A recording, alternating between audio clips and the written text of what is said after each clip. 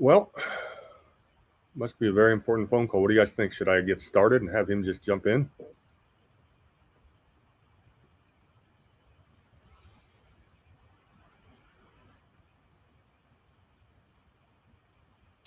I got about 30 seconds and then we'll get going. Started right at 3 o'clock. How many people we got here today? Cool, 13.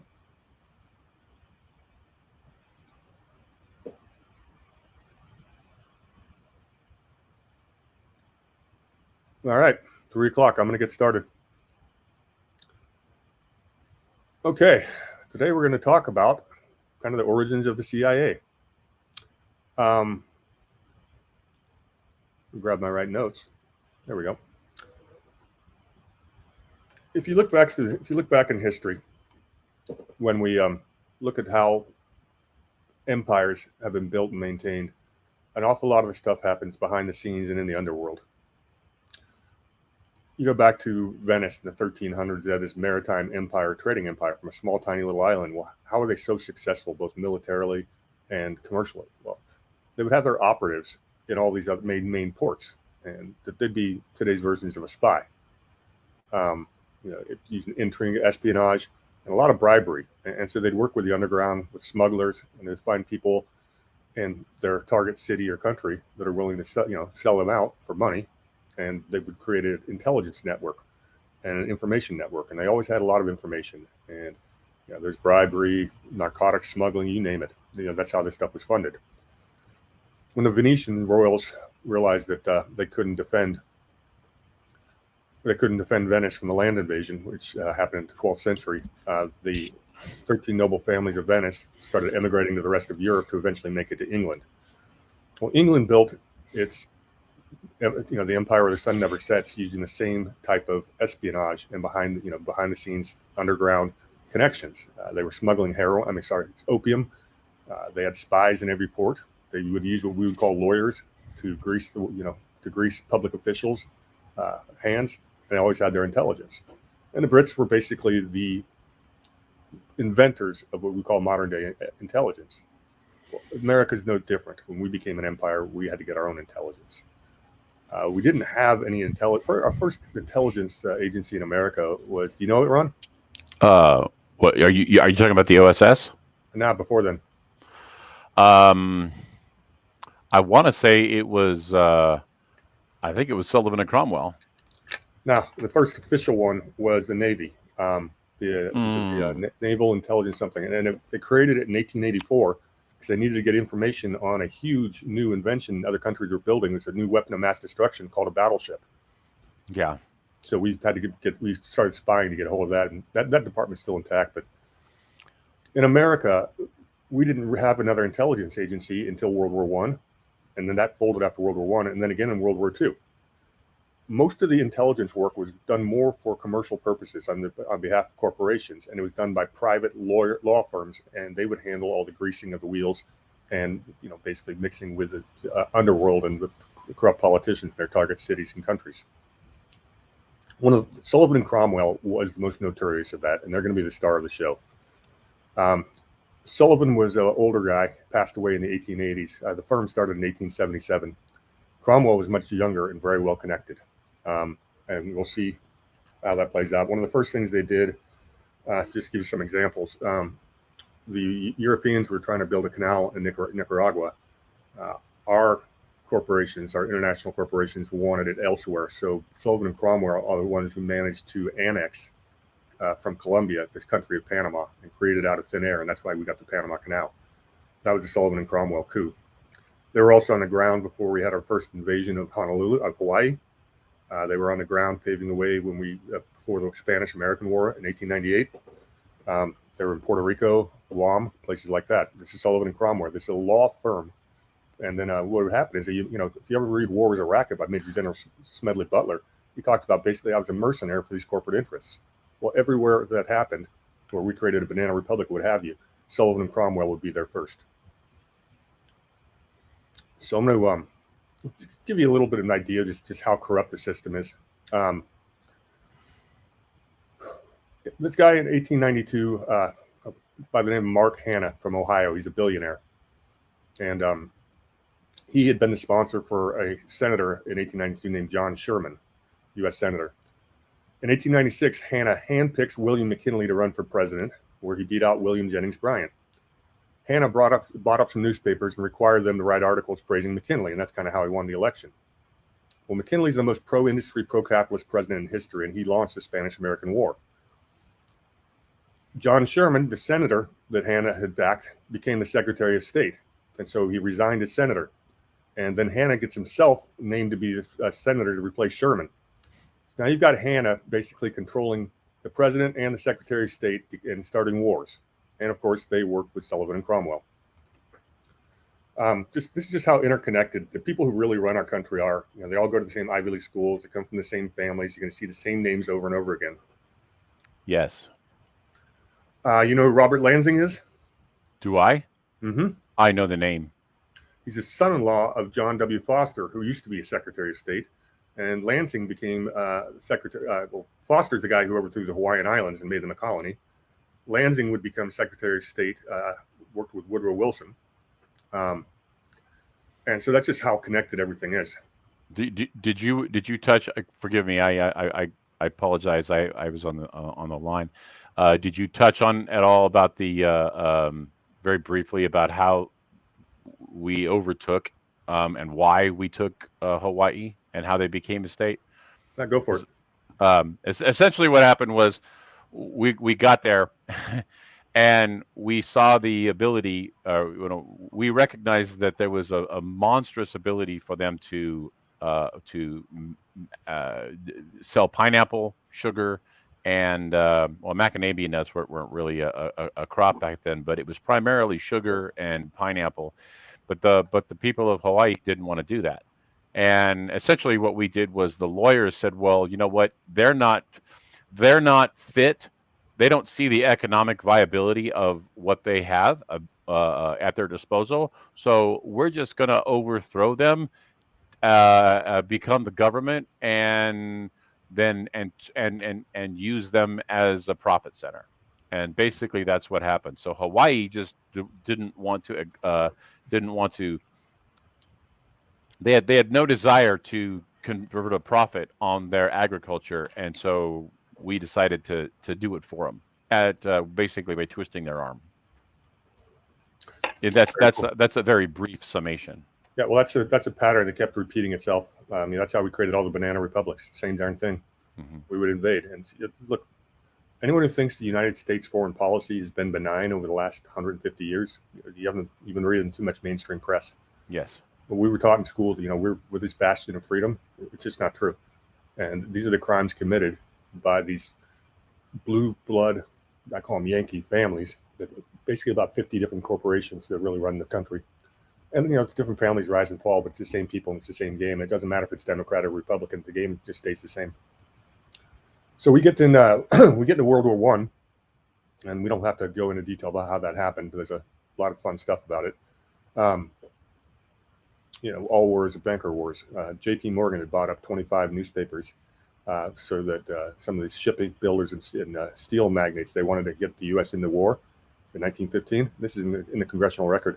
He buys up 25 East Coast newspapers trying to get the war fever stoked in American people, and we ended up getting into the war. So all wars are banker wars. That, yes, but they needed a precipitating event, which is what the Lusitania was. Lusitania, and the first, the LUC is loose, which is Lucifer, Lucius Trust, a lot of that is obviously it has call it devilish overtures. So they sink the Lusitania.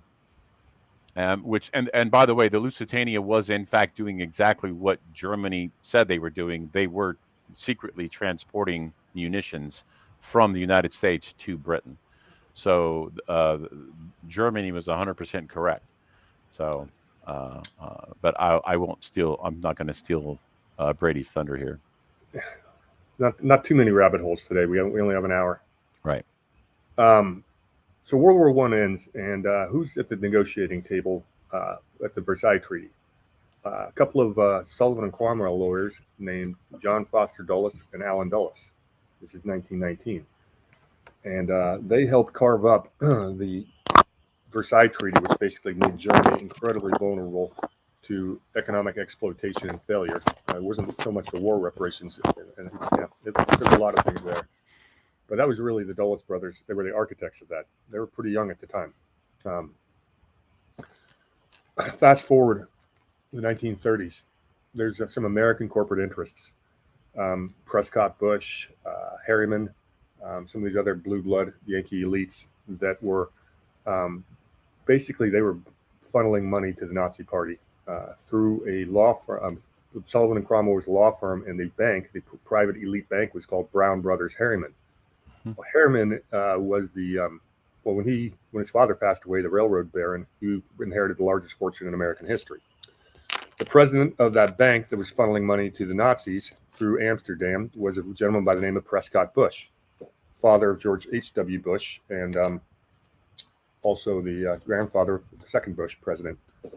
So they basically are the ones that gave the okay to assassinate. I mean, except for for Hitler to become chancellor. American money had financed that entire thing. I call these people the American fascists. Another presentation I give. So they wanted to stay out of the war, World War II, and they had a lot of and won. Well, yeah, that's true. Well, yeah, they wanted in World War I. They wanted out of World War II because they had a lot of investments in Germany. IG Farben, the one who made all the gas and a lot of other things, sarin gas, was a partner with American firms. We had a lot of commercial interests in the Nazi Party, and those commercial interests did not want America to go to war against Hitler. That's why Truman needed his excuse, which was Pearl Harbor. He allowed that to happen. True. And then the American people had to go to war after Pearl Harbor. We declared war on Japan. Japan was allied with Germany. Germany declared war on us. We never declared war on Germany. It was the other way around. So we're in a war, and we have no ongoing intelligence operations. The Brits were pretty good, and they trained us up. And we create the next intelligence arm, which is called the OSS. Yep, which is the Office of Strategic Services. Thank you very much. And that had to be run by what is the guy's name? The New York lawyer. Oh God, I just heard his name. I don't have that one written down. I know who it is too. Yeah. Anyway, I'll look it up. Not important. I'll get back to me on this one. Who are we going to hire? Who's America going to recruit to be part of this OSS? Well, you get a lot of these. Okay, I should have taken a step back. We got to talk about the business plot. So also, talk about absolutely. Yeah, also in 1934, and you can read about this in The War is a Racket by General Smedley Butler. A bunch of these business leaders, right, what I call the American fascists, tried to stage a coup of FDR in 1934. They hated his policies, and they were going to have Major General Smedley Butler lead the military because he was so popular. Last minute, Smedley Butler says, "No, I'm not going to do this," and he gave congressional testimony. Well, if you want to know how they tried to overthrow a U.S. president, and not one of them went to jail until 1941 when Prescott Bush got indicted for trading with the Enemies Act. That all happened. So these same people that try to overthrow FDR then get brought back into the government to work in the OSS. And here's where the story gets fun. One of those lawyers that is working for the OSS is Allen Dulles. While our main OSS is working out of London, England, and France, Dulles is over in Switzerland, having dinner and wining and dining with German officers. And basically, he's cutting deals with the Nazis. And I could tell you a few of these people. If you remember Schindler's List, there's a guy by the name Karl Wolff. That was a real SS general in Italy. And when Americans were trying to arrest him, Allen Dulles sent his boys in ahead of him and intervened and sent another team to arrest him. And he would end up coming over to America in Operation Paperclip. Yep. Operation Paperclip was basically a lot of the high-ranking Nazis came to America and Argentina. There's some other real fun names. A guy by the name Reinhard Gehlen. Yep. Well, Galen was, Galen was actually, he was brought to the United States. They interrogated him, and then they found out that he was going to be of absolute use, and they put him back into. They sent him back to Germany to be in charge of the German secret police after the war. Yep, he was installed. He was an SS officer, and he became the head spy master in West Germany. And here's my favorite one: is Reinhard Galen's lieutenant William Donovan. Thank you. Yeah, Wild Bill Donovan. Donovan. I always forget that William Donovan. That's the first head of the OSS. Everyone. But so anyways, I wanted to show you just this. There's this one too. Wall Street and the Rise of Hitler. Wall Street and the Bolshevik Revolution. Those are both Anthony C. Sutton, and these are all Anthony Sutton. This is America's Secret Establishment, and then The Best Enemy Money Can Buy, and these all play a role in what we're talking about. Yep, and Anthony C. Sutton is one of the greats. All right, anyway, I apologize. I don't mean to interrupt you, brother. No worries. That's why you're on here. Add color. So one of Reinhard Galen's lieutenants was a guy by the name of Theodore Shackley. Are you familiar with him? That's the same guy who has the vitamin company. I'm not sure. I don't know about that. I don't have that down here. But I'm going to take a little dive into who Theodore Shackley was.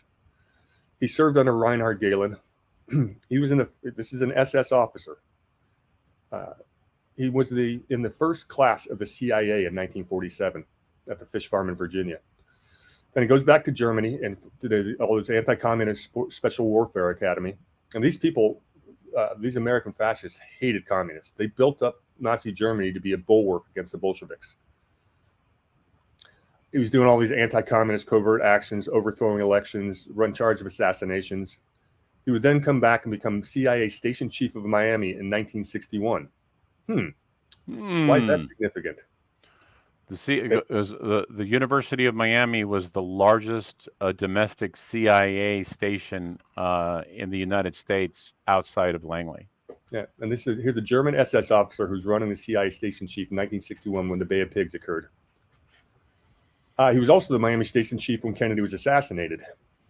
He would then go on to Laos and Saigon, basically to run opium smuggling and the CIA smuggling program. He was the creator of the Phoenix program, which is the assassination program, which murdered over 100,000 civilians, founded by opium money.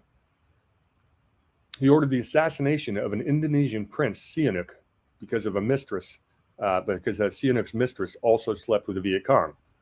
Well, he actually had Sihanouk's best friend pull the trigger and kill him, sunk him in a lake. The friend feels bad, confesses to General Creighton Abrams. Abrams goes ballistic and ordered the arrest of the CIA hit team.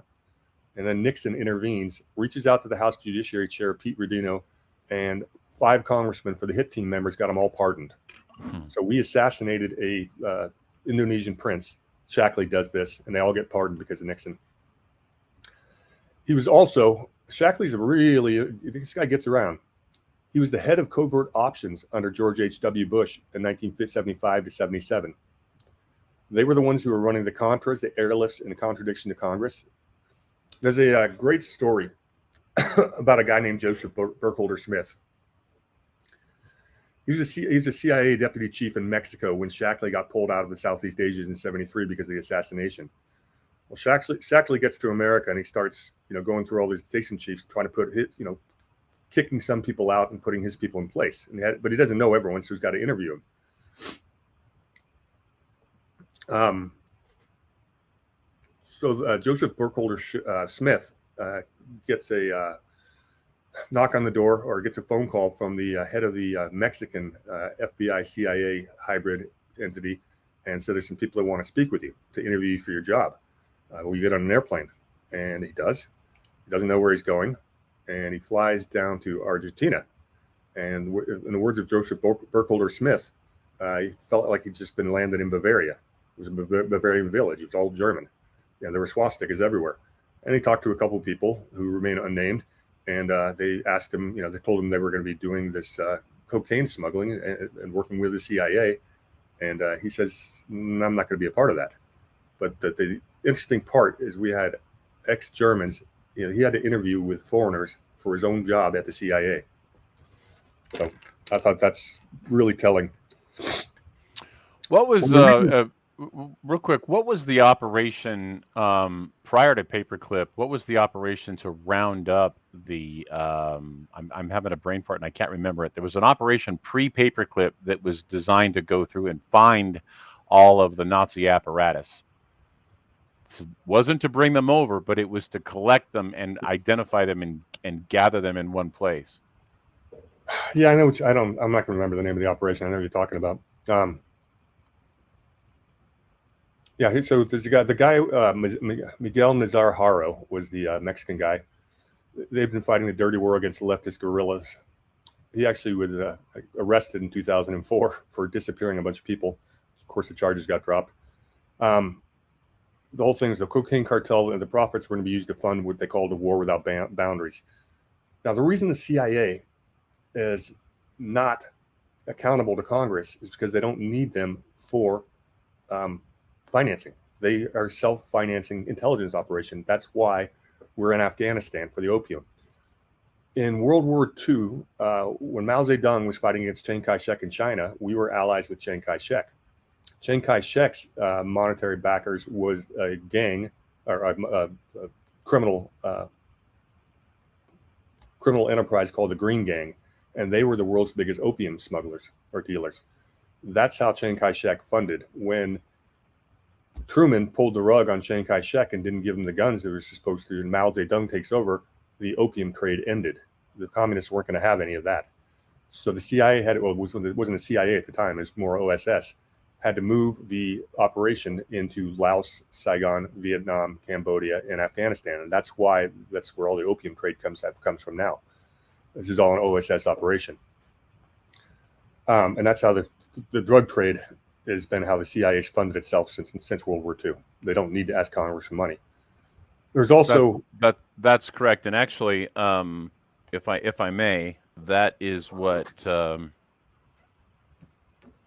that's what Paul Williams' book goes into when they talk about Gladio, because what they did was they broke out a lot of the mafia members who were guilty of running booze during Prohibition. They broke them out and set them up in Sicily to process opium that was coming in from Southeast Asia. This all came down from Helliwell, a guy named Paul Helliwell, who was OSS member. He came up with the brilliant idea of selling opium to the jazz clubs up in Harlem. And so what they did was they thought this was a brilliant idea to fund their operations. So they broke these guys out of prison, set up the operation in Sicily, and then they used the Vatican Bank as the go-between to launder the money. Oh, you mean the same Vatican Bank that paid for about 50% of the German airlift? Exactly. Donated $500 million to that. Yeah, nice. Yeah. By the way, Halliwell will come up later. He's involved in some of this stuff. Helliwell. Yeah, he's very well connected with all of this. Oh yeah. Are you familiar with Operation Underworld? I am. Nah, I don't want to do Underworld, but are you familiar with Operation Yellow Lily? It's Golden Lily. Golden Lily? I've heard the name, but there's so many different doggone operations. Yeah, I know. We should just have a list, a little cross-reference. After the Battle of the Midway, the Japanese knew they were going to lose the war. So they started getting all the gold they'd stolen from the unconquered nations. They were trying to get that all back to Japan.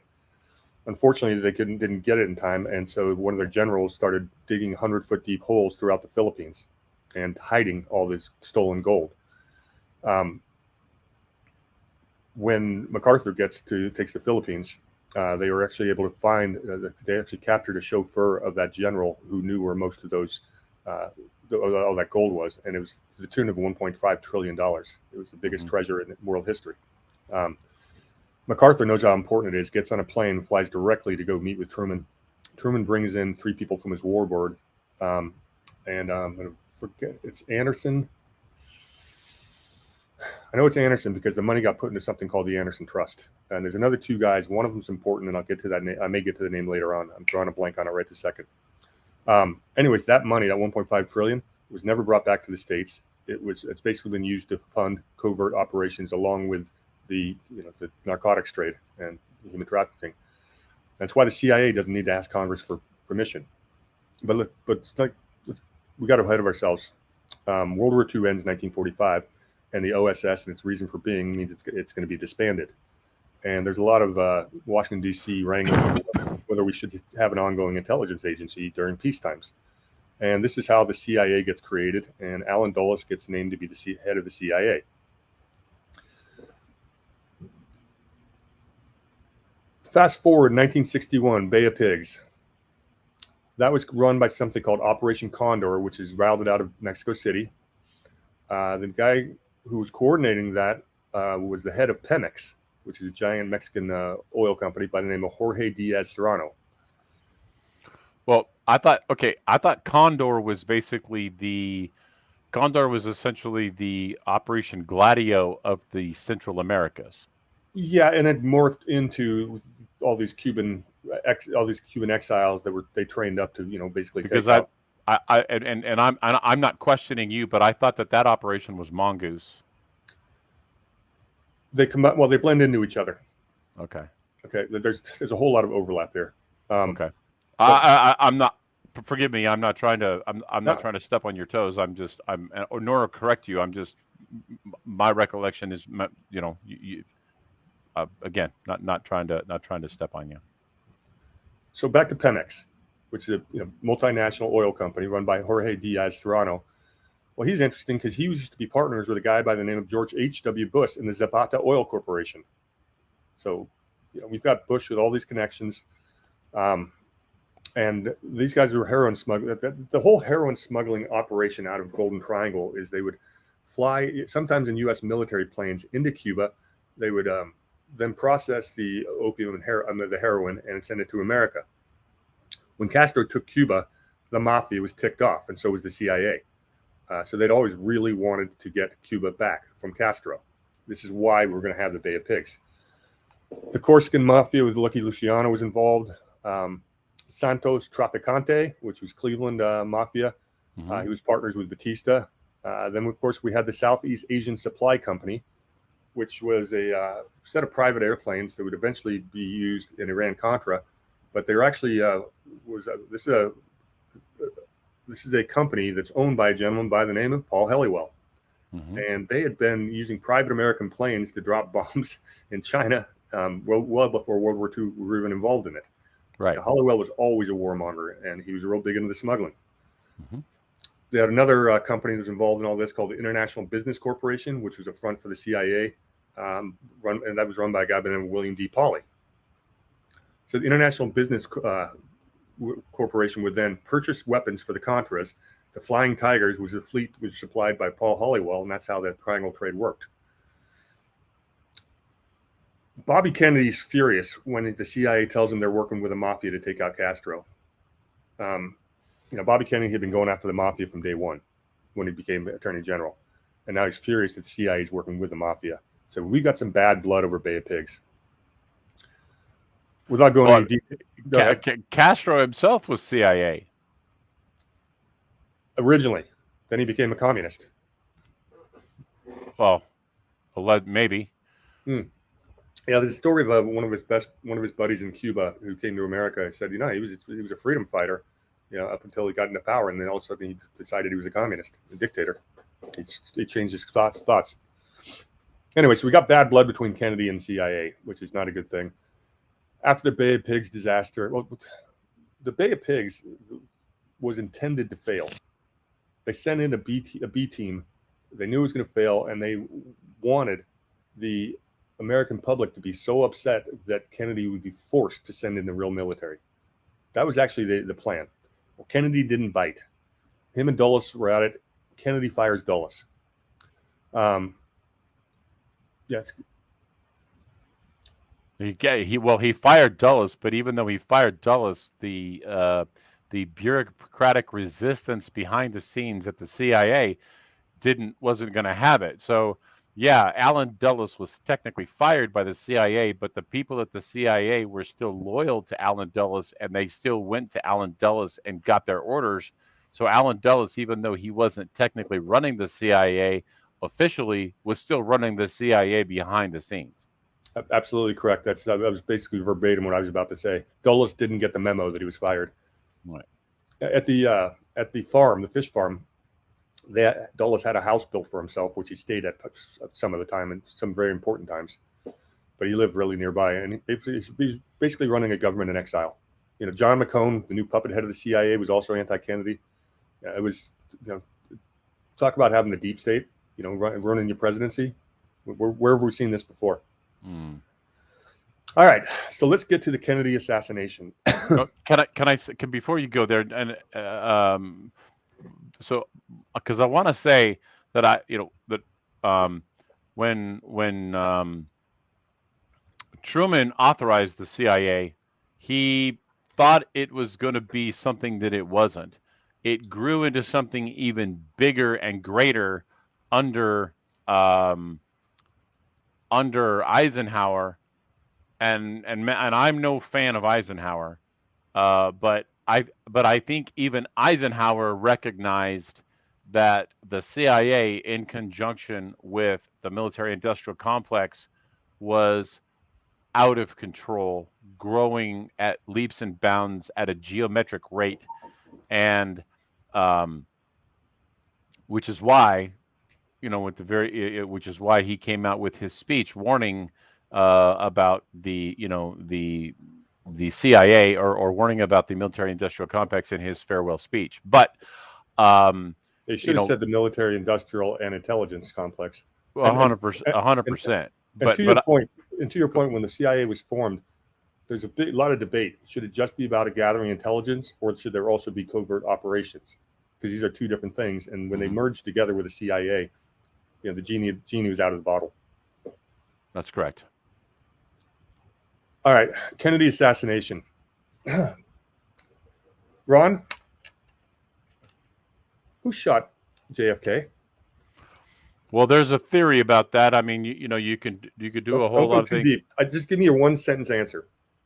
The driver.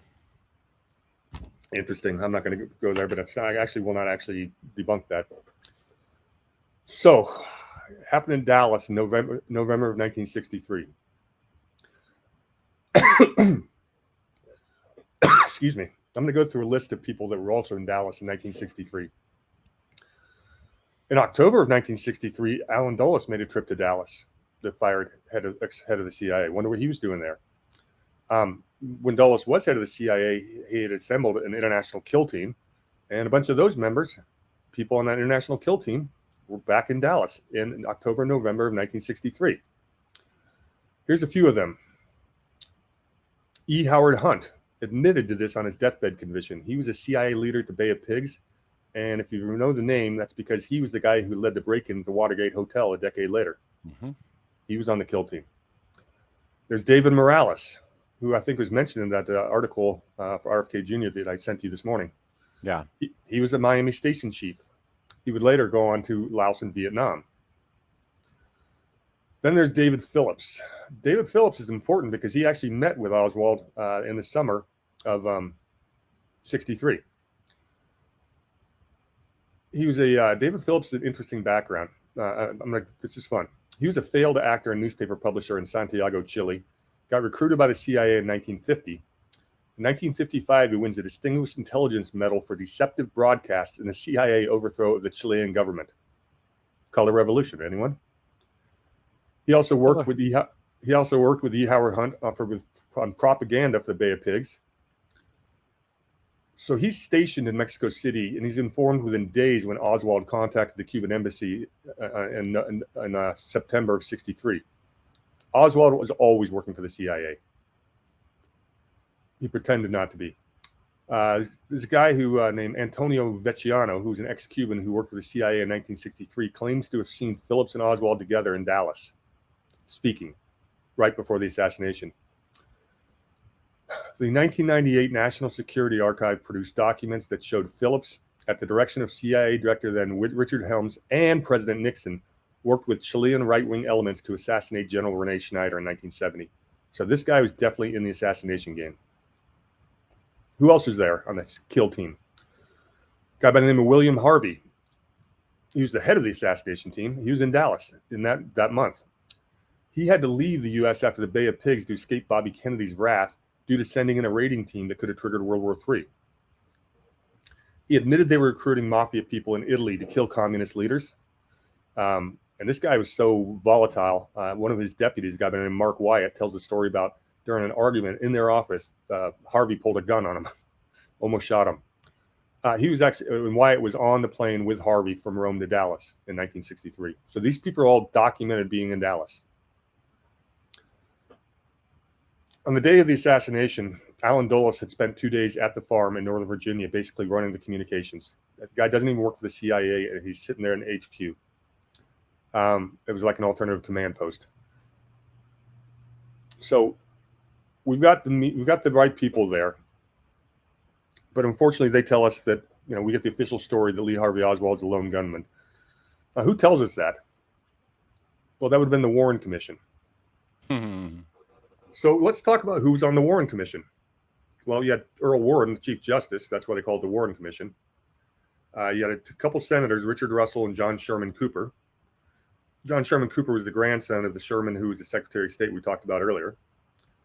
We had a couple congressmen that are interesting. One's name was Hale Boggs, and the other one's name is Gerald Ford. Also had John McCloy. Who's John McCloy? He's the president of the World Bank.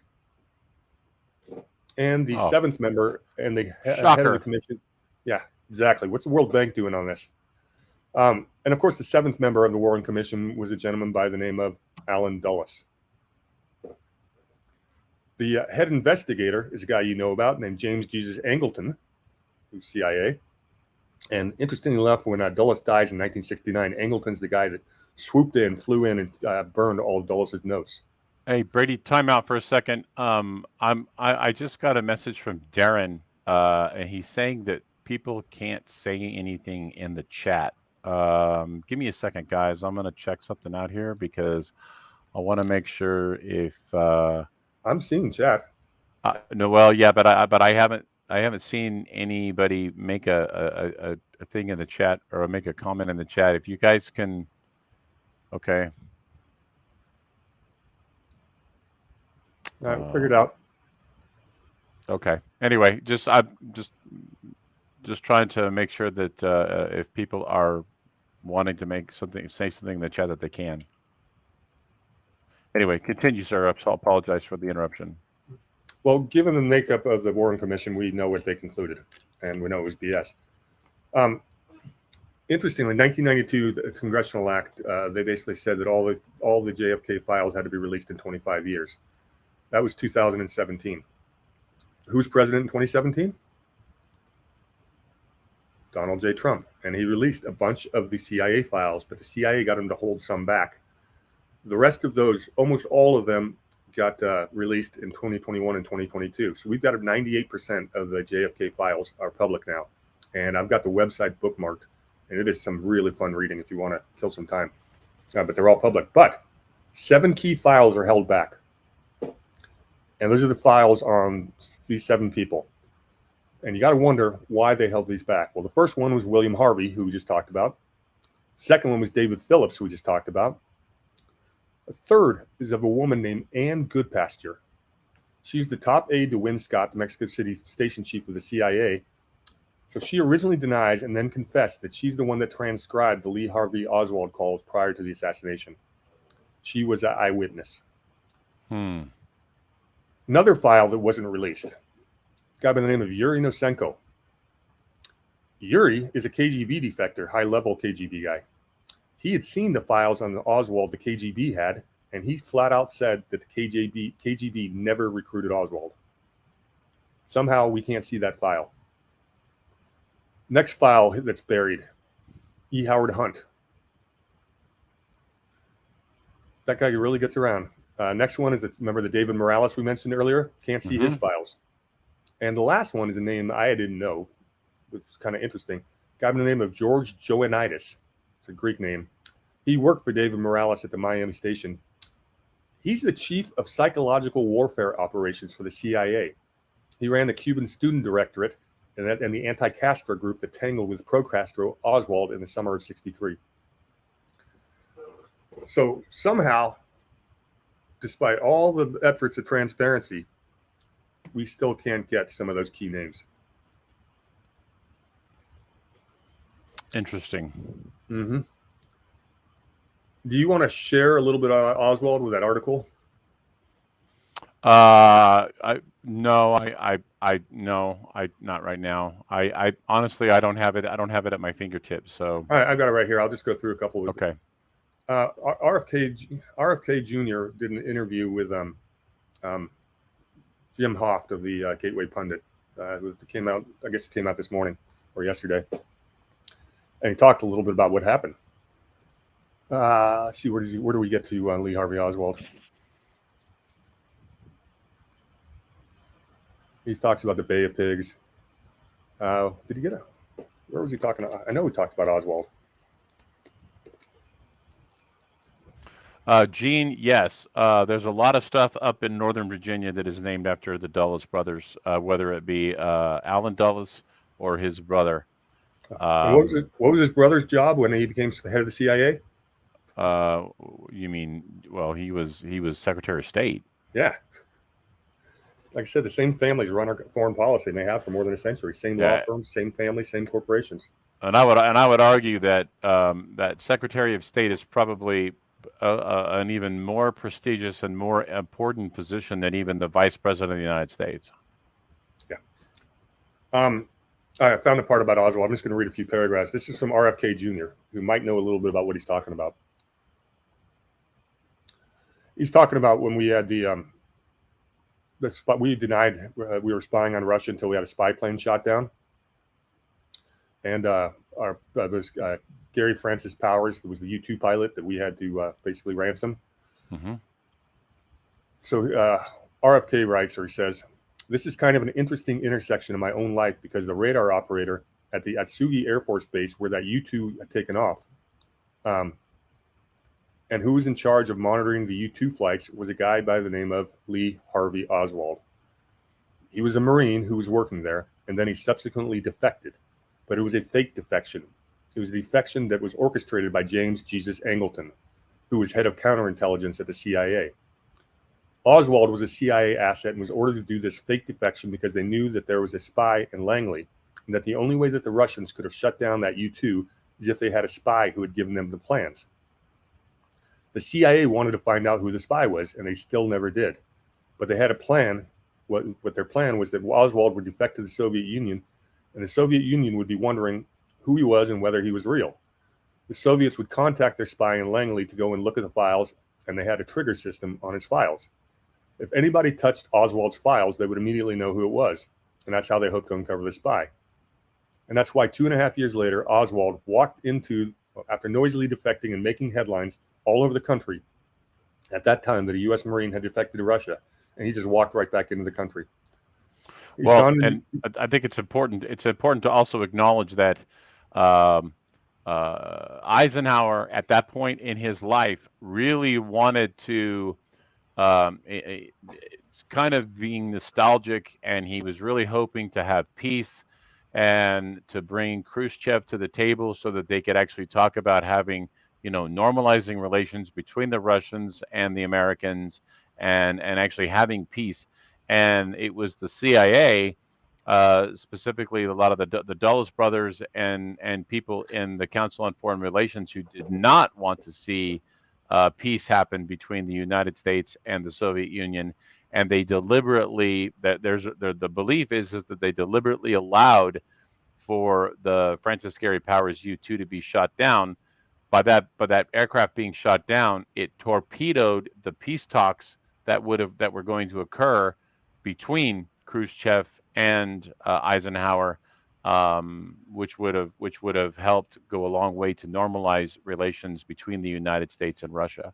And furthermore, Kennedy wanted a lot of the same things. Kennedy actually wanted to have he wanted to normalize relations and actually have a joint mission to the moon, including the Soviets working together.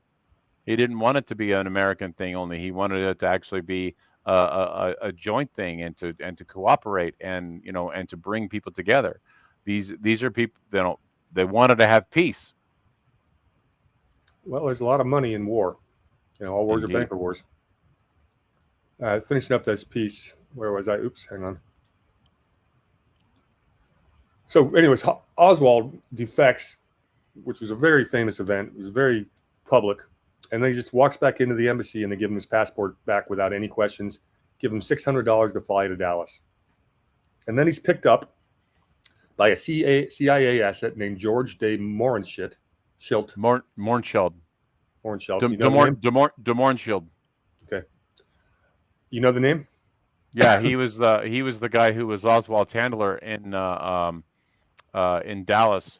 Yeah, exactly. Yeah. He was funny. RFK Jr. says, incidentally, this guy was a cousin of my Aunt Jackie's, an oil man who worked for the CIA in Dallas. And he got in the job at the book depository, etc. He was a handler. Anyways, it's just interesting that the Gary Powers story had another interesting intersection in my life. He also talks about David Adley Phillips, the same Phillips who was on the kill team. And when RFK Jr. is given the same information as Ron and I are, drawing pretty similar conclusions, I think it's probably correct.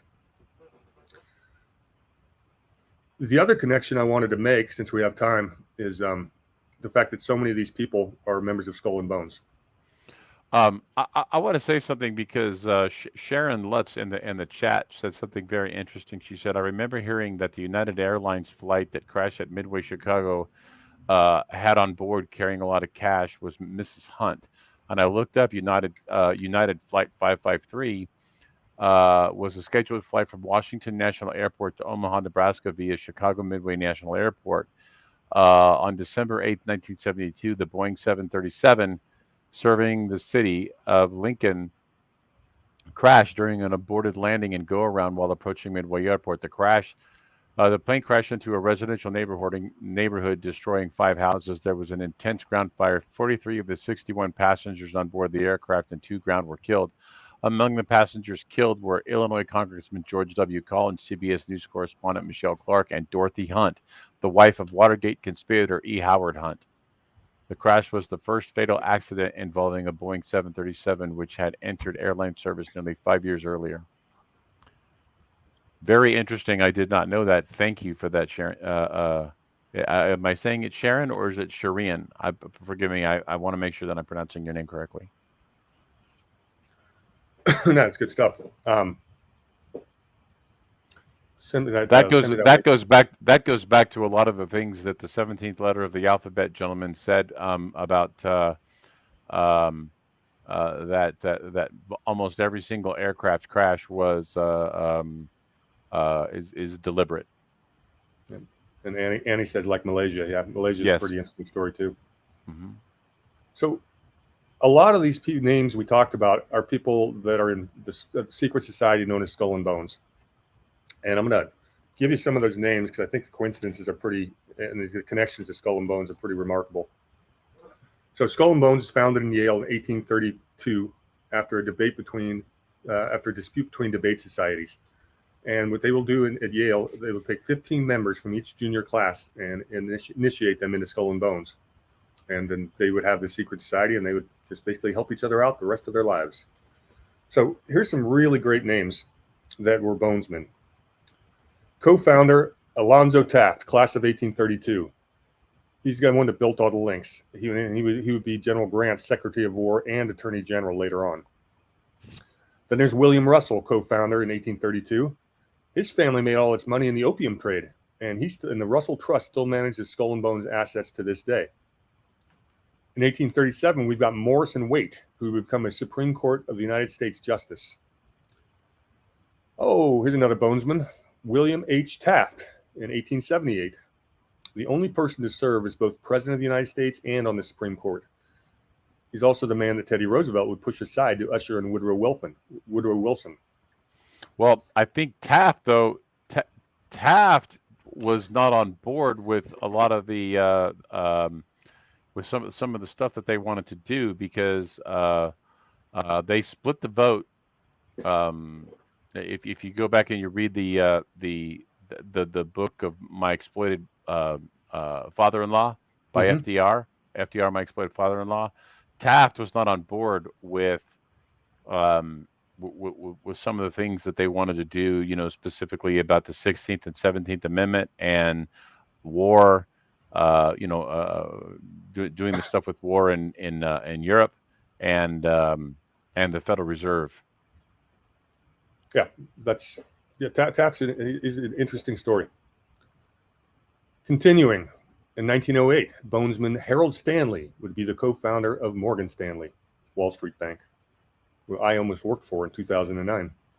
Turned down an offer for them. Well, actually, the offer got pulled off the table because of the financial crisis. Next one I have is William Averill Harriman. In 1913, he was the son of railroad tycoon E.H. Harriman and one of the founders of Brown Brothers Harriman, which is a private bank, was the Nazi bank. That's a bonesman. In 1916, we get bonesman Prescott Bush, also a founder of Brown Brothers Harriman, among other things. In 1918, we had a bonesman named Robert Lovett. He was good friends with Prescott, and he's on Truman's War Advisory Board. He was one of the 3 people that Truman brought in to meet with MacArthur about the Operation Yellow Lily treasure. Lovett was there, bonesman. 1919 class was a guy by the name of Henry Luce. He was the one that founded the world's most influential magazine empire, Time, Life, Fortune, Sports Illustrated. Ron, how many times was Hitler on the cover of Time? I want to say twice. I thought it was more like 6 or 7. Was it? I don't know. Yeah, I know that I know he was Man of the Year. I know he was Man of the Year in 1938. Yeah, so, right around there. Yeah, but that's a bonesman for you. Starting to see some connections. Mm-hmm. Next name I have is 1927, a guy by the name of George Herbert Walker Jr. That's who George H.W. Bush was named after. And he's a big financier, and coincidentally, he was the founder of the New York Mets. Really? Uh-huh. Oh, here's another name we talked about earlier, 1936, James Jesus Angleton. He's a bonesman. We'd have Potter Stewart in 1937. He would be a Supreme Court justice. He's a fun one. You remember McGeorge Bundy? Indeed. Class of 1940, the National Security Advisor to Kennedy and LBJ. He was the driving force behind the Vietnam War, the son of Robert Lovett, and brother of bonesman William Bundy, who was the 1939 State Department, William Bundy, who's the class of 1939, who was the State Department liaison for the Bay of Pigs. Seen any connections yet? I don't see any connections. I think you're just a wacky conspiracy theorist. You might be right. Maybe if I give you a few more names, I'll get you there. George H.W. Bush, class of 1948. He's a bonesman. Now you're definitely veering into conspiracy theory territory. Yeah, that's crazy Brady. Doug hates this one. William Buckley was a bonesman, 1950. Founder of the American Conservative Movement and the founder of the National Review and Firing Line. Also the brother of U.S. Senator and bonesman James Buckley. Here's another one. Jonathan James Bush, the son of Prescott Bush. You don't hear much about him, but he was an investment banker who was basically working with foreign embassies, basically money laundering. That's what he did. Class of 1966, a gentleman by the name of John Kerry, Lurch. Class of 1968 would be George W. Bush.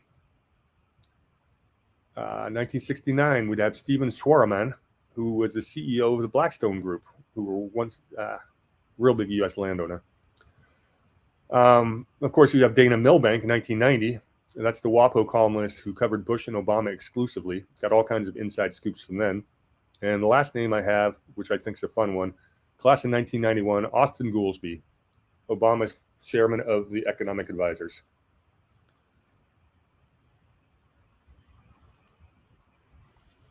I guess you're right. There's no connections there at all, Ron. No, there's no connections. I think you're just reaching. Yeah. So we're not going to say the CIA assassinated JFK, but they sure had the means, the opportunity, and the motive, and they were there. And let me say that I don't know if it was the driver or not.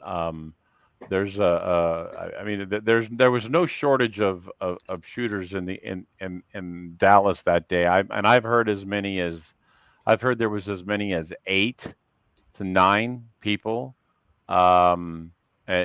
stationed around Dealey Plaza. Um, I've also heard the theory that it was an accidental discharge from a from an M16, which I basically categorically reject. Um, there are people who suspect that it was the driver or that he played a role in it. Certainly, I've always bought into the crossfire theory. Certainly, the driver was guilty of slowing down to make sure that there was a shot. Yep. He didn't speed up when it was like he slowed down right at the time that everything was going on. Why would you not speed up? So, big picture summary, what we just really described is we've got a group of elite blue blood families that run our foreign policy. They're corporations. We do a lot of we have a lot of military and covert operations for commercial purposes and wars of adventurism. The same group has an intelligence agencies that perform something like 80 color revolutions around the world to destabilize other areas, to keep labor cheap. Yeah, America's not an empire at all, and they get their orders not from Congress or the people, but from the Council of Foreign Relations, and which was founded, of course, by Rockefeller. And that's who really runs our country and has for more than a century. So, I agree with that. And there's you've got the Council on Foreign Relations. You've got in the United States, and the British equivalent would be the Royal Institute of International Affairs. You've got all these roundtable groups that are all involved, where they are, they're pushing policy. And I would argue that the corporate interests have more influence on public and foreign policy than do government entities. I also would suggest that the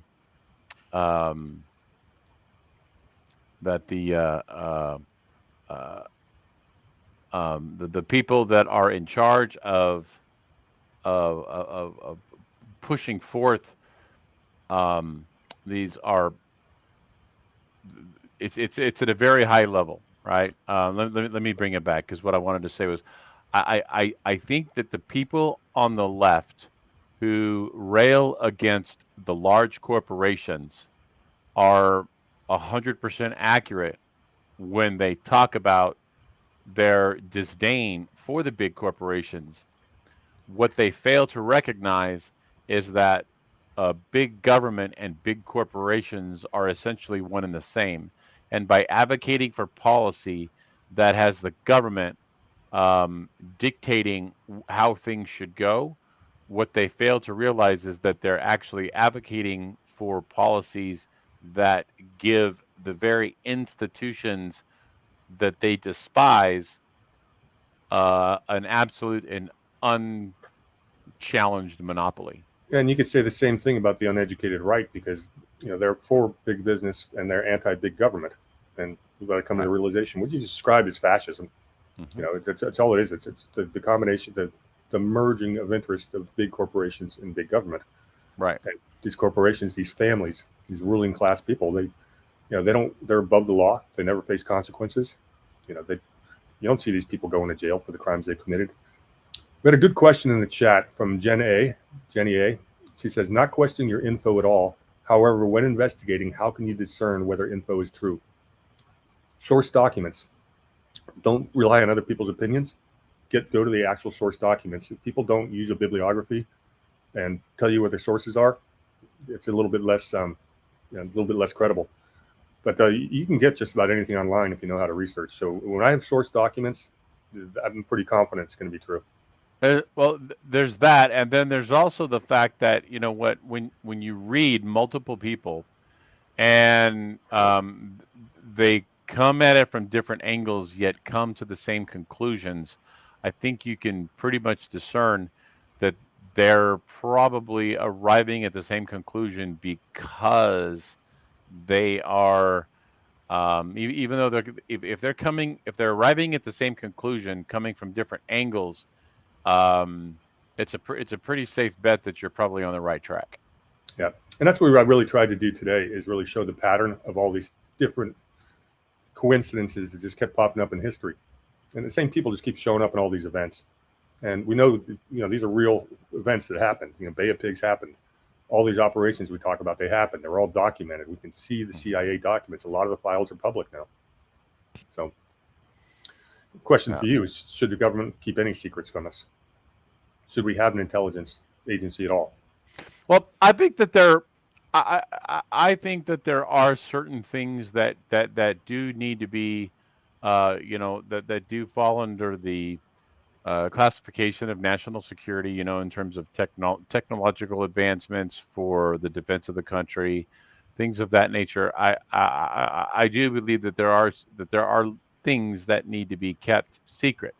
Um, the problem that I have is that what they do is they put everything under that category so that nothing can be released, and that's where you really get into the trap, it's because they're they hide everything, and when they hide everything, then and nothing is made public, then you have no reason but to suspect everything.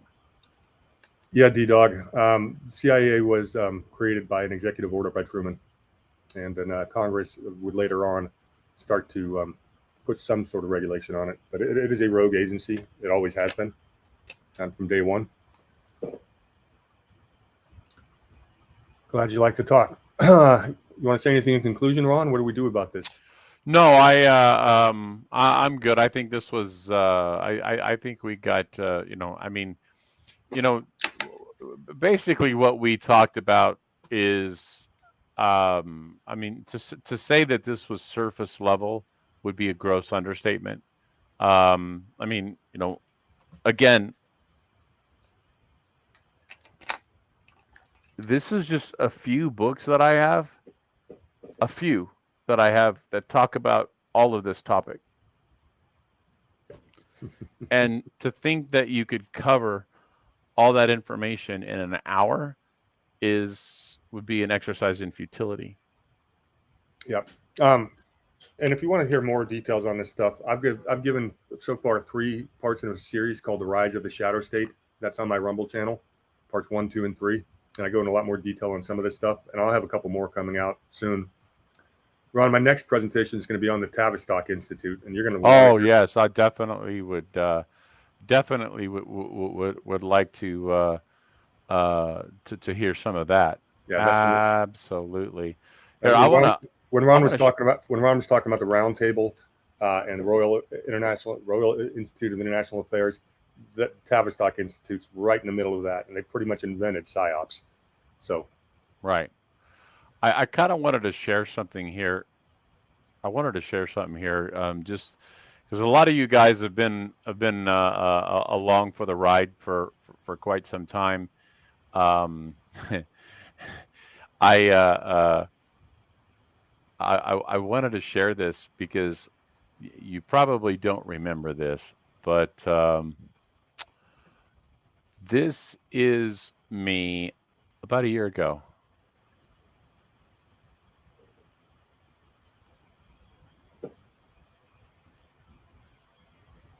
interesting.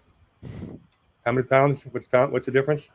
Almost about probably about 80 pounds, 75, 80 pounds. Nice work. But Yeah, yeah, it's yeah. like, so if you don't have if you haven't seen videos, I did that. I was showing Gordon a video that I had done from about a year ago, and he was like, "Holy crap, dude, that's insane!" Yeah, So keep it yeah, going. so been a long time. No, But yeah, we've had an interesting few years since we met. It's been a wild ride. so, but anyway, I thought that was a little humorous, and thought I would just share with you guys. Well, So glad you a could lot, a laugh at lot of yourself. you guys are regulars, and thought you'd like to kind of see that for a before and after comparison. Very good. One last question. We'll end on this. Uh, hold on.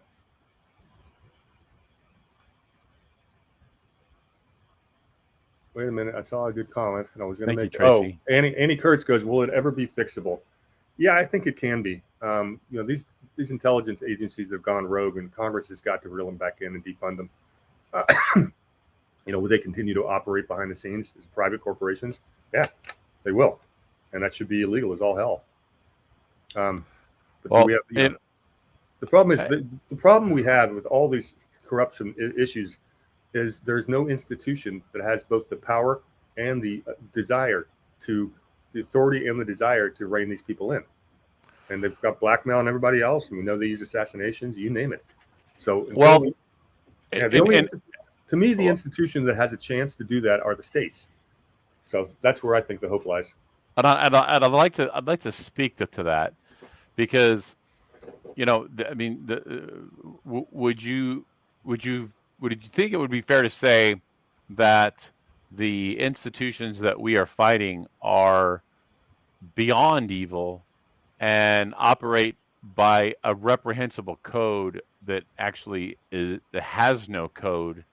I mean, there is no, Yeah, there's I no, think it's fair to call them pirates. They operate outside the law.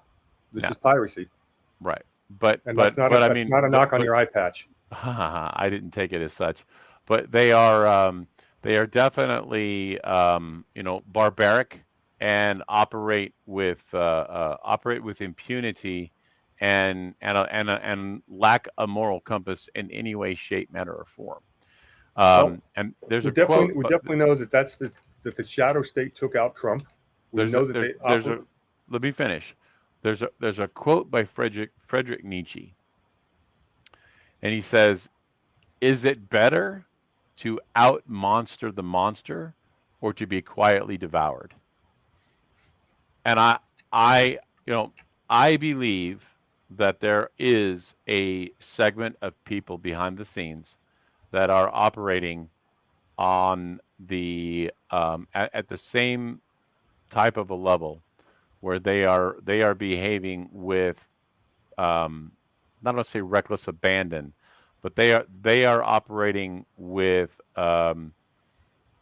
without the same moral compass, where they are literally taking the fight to them in the same manner that they bring the fight to us. And I am very much looking forward to seeing tangible evidence that that is true. well, what I'm saying is I don't know if we will ever see if that is going to be true. But at a certain point, the only you can't fight, in my humble opinion, you can't fight a battle. It's like I remember Bongino talked about this a long time ago. He's like, if you're in a boxing ring and you're in there and you're honorably fighting with with gloves and everything, and the other guy has gloves, but he's got razor blades attached to his gloves. Um, how can you how you can't win that fight because he's cheating, and at some point we have to fight fire with fire, and I do believe that we are fighting. I believe that we are fighting that fight with fire, with the same amount of intensity against these corrupt individuals. Um, so we may never hear about it, but I do believe that there are people behind the scenes that Well, are I think being. if any results happen, we will hear about it. And it's because this has to be public. These people have got to be exposed for what they are and have been for so long. Well, And we have, I'm going to we have, respectfully disagree, because I think that to the general public, it's going to have to be. It's going to. We're going to have the appearance that we are fighting them and beating them within the confines of the structure of the law, because if it comes out that we are fighting them outside of those confines and with the same tactics that they utilize, it will reflect negatively upon our movement. Well, let's. I don't want to go deeper into, since we were trying to make this a factual show. Let's get away from the speculation. I know exactly why you have your opinion, and it's entirely plausible that you are correct. Mm-hmm. And I get a rest of my laurels of saying, God, I hope to see the evidence. Donald Trump gets in for another term. A lot can happen. So let's pray for that. I agree. Well, all right, everybody. Note, I have nothing left. So if thank you, everybody, for stopping by and bearing with us for today. Appreciate y'all, and we will we'll see you again next week. Yep, next Tuesday we'll be back on the Constitution. All right, yes, cheers, everyone. Have a good night, everybody.